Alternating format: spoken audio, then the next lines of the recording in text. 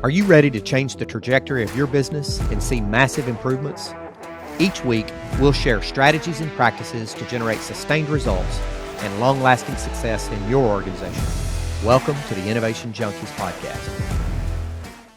Hey guys, Jeff Standridge here. Welcome to another episode of the Innovation Junkies podcast. I'm here today with Glenn Crockett. Glenn is the CEO and founder of Dave Creek Media, and really excited to have him here to talk with us today about leadership. My co-host Jeff Amorine is traveling for the next couple of weeks, and so really glad to have Glenn here with us today. Glenn, thanks for joining.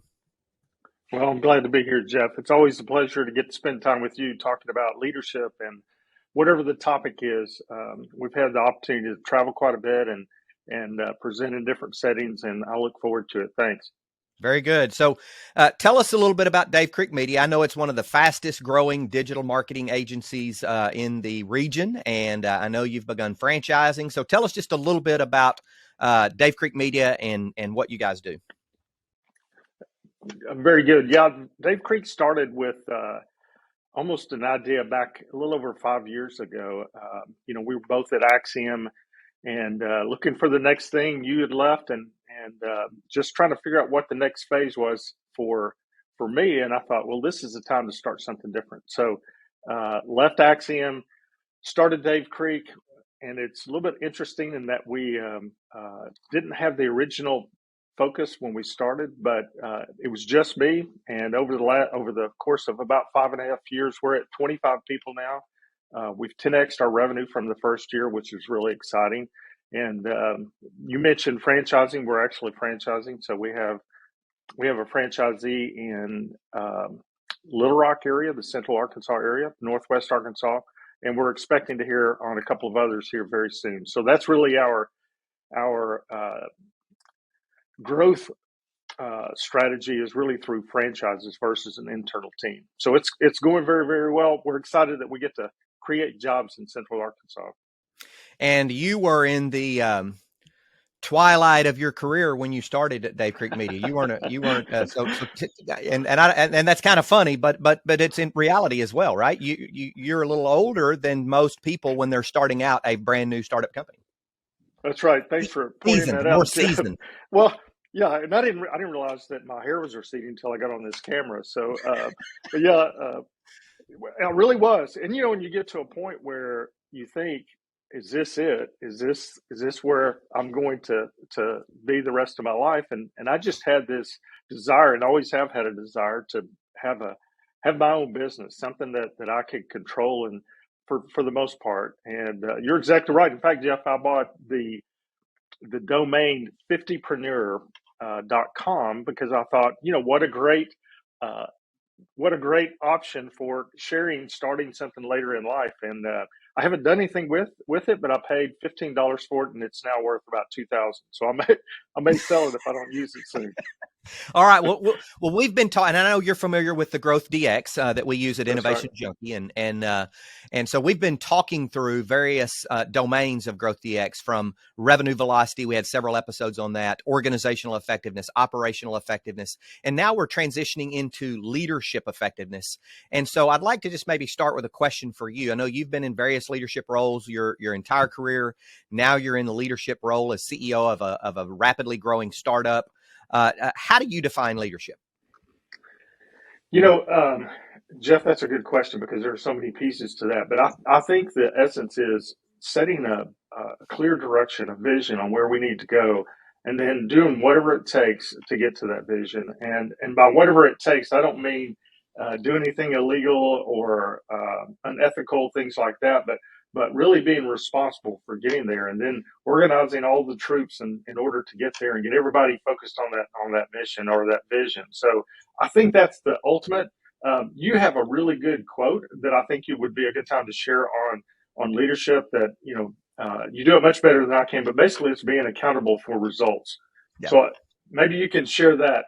All right. Yeah, absolutely. So I have on my wall here, and I tell people that I've begged, borrowed, and stolen parts of the definition and have paraphrased it so much that no one can claim it as their own. So I've claimed it, but it's leadership is the most important requirement for business and personal success.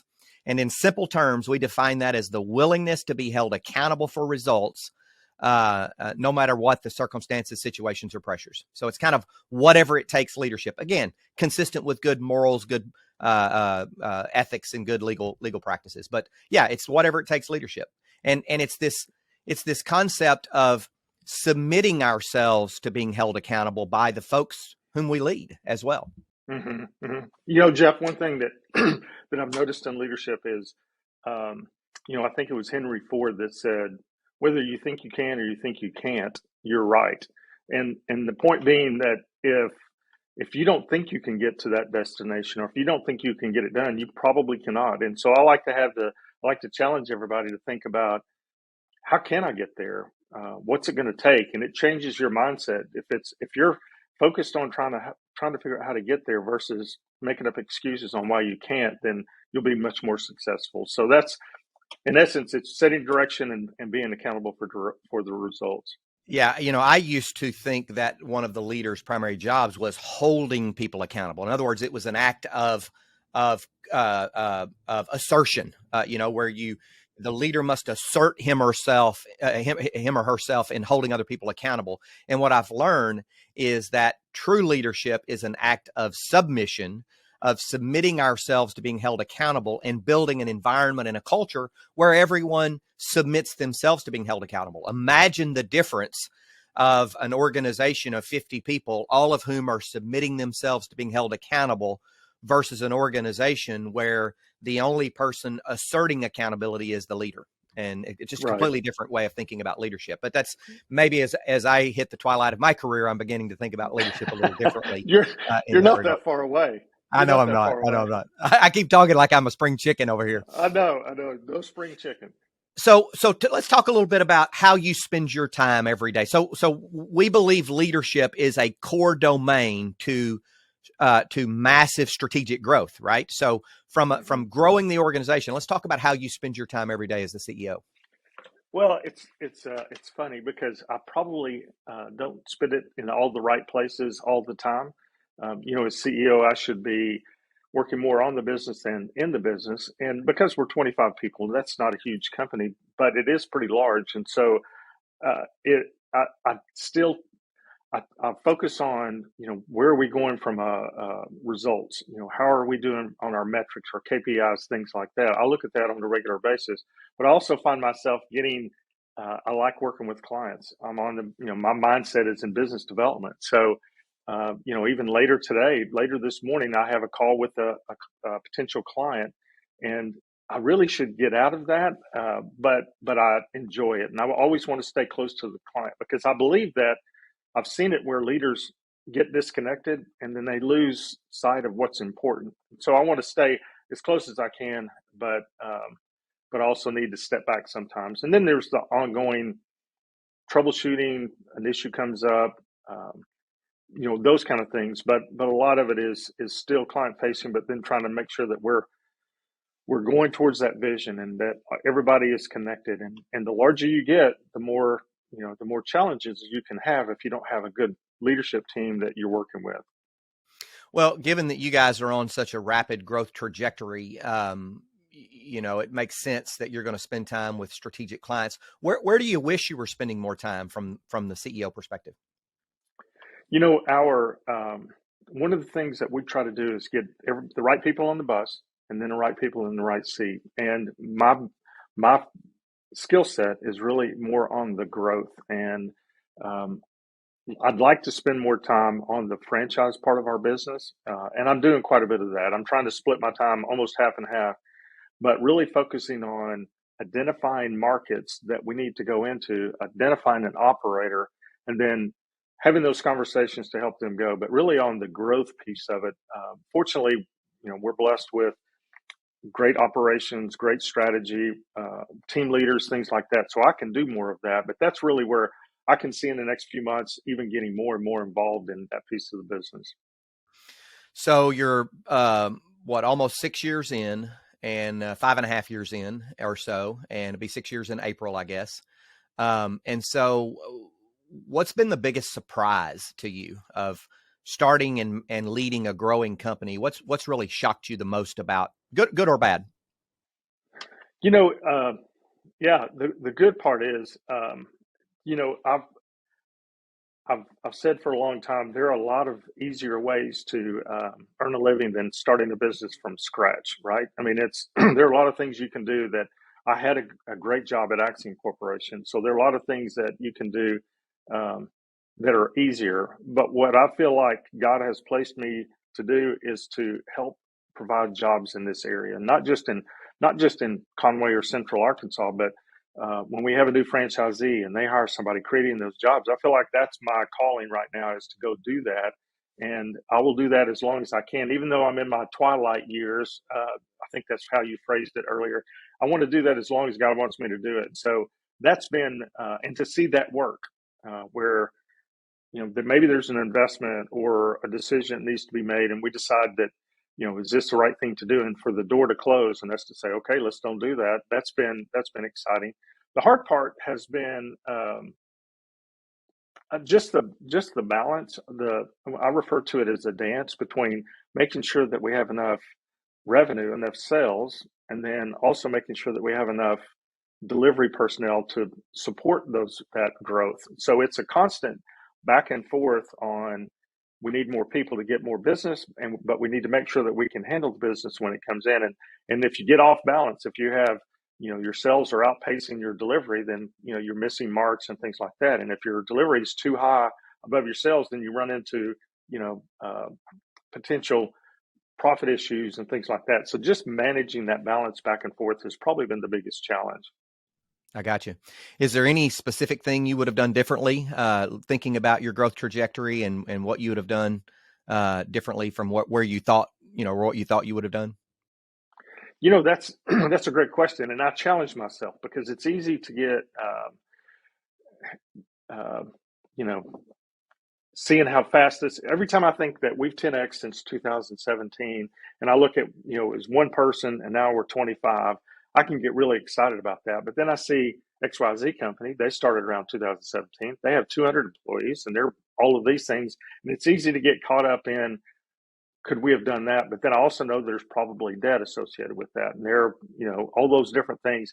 Um, I look at the way we've done it organically, and I struggle with what would I've done differently. And I mean, I'm really pleased with the way we've done it, the integrity we've had through the process, and where we are today. And quite frankly, I'm excited about the future. I mean, I think we've done it well, and I think great things are ahead of us. Well, and I think you bring up a good point that a lot of those rapidly growing companies they've either taken on debt to cover the cash deficit or the cash burn, or they've given away significant amounts of equity, and you've done neither.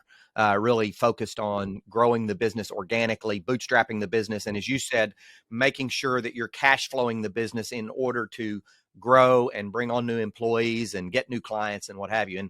And not a lot of companies will hit a 10x trajectory in a 5-year period through strictly bootstrapping. So congratulations on that. Well, I appreciate that. Very good. It's been fun. It's been fun. We continue to look for what God will do next. Well, we'll ask the last question will be, where do you see yourself in 5 years? Dave Creek Media in 5 years. Dave Creek Media or myself, because Well, I'm I probably going to be rephrase in a that. nursing home. Yeah, I'll probably be in a nursing home based on where I am in my twilight years. I really see Dave Creek Media with franchises all over the U.S. Right now, we had a 3-year plan that would have 30 territories serving over 500 companies around the U.S. by December 31st, 2024. I believe that we can hit that goal, and I believe we can exceed that. And especially with the team that we have, the leadership that we have, and the way that we do business, we think it can explode. And I want to point back something that you've done, and we're going to round this episode out, but back to one of our previous episodes where we talk about a vision is a specific destination, some point in the future at which you aspire to arrive with your company. And it needs to be aspirational, meaning you're not there yet, inspirational, and time bound or time targeted. And you said 30 franchises around the United States, serving 500 customers, by December the 31st of 2024. Aspirational, inspirational, time-bound. Great job on your vision. Well, I appreciate that. It came with help of the leadership team. We did it together. And I think we think we can hit it. We think we can blow it out. So that's what we're focused on. We think we can, so we probably will, right? There you go. That's right. So we appreciate you being with us. We're going to have you back on another episode. We're going to talk a little more about teamwork. So thanks for spending time with us today, talking about the topic of leadership. It was my pleasure. Thanks for inviting me. This has been another episode of the Innovation Junkies podcast. Thank you for joining.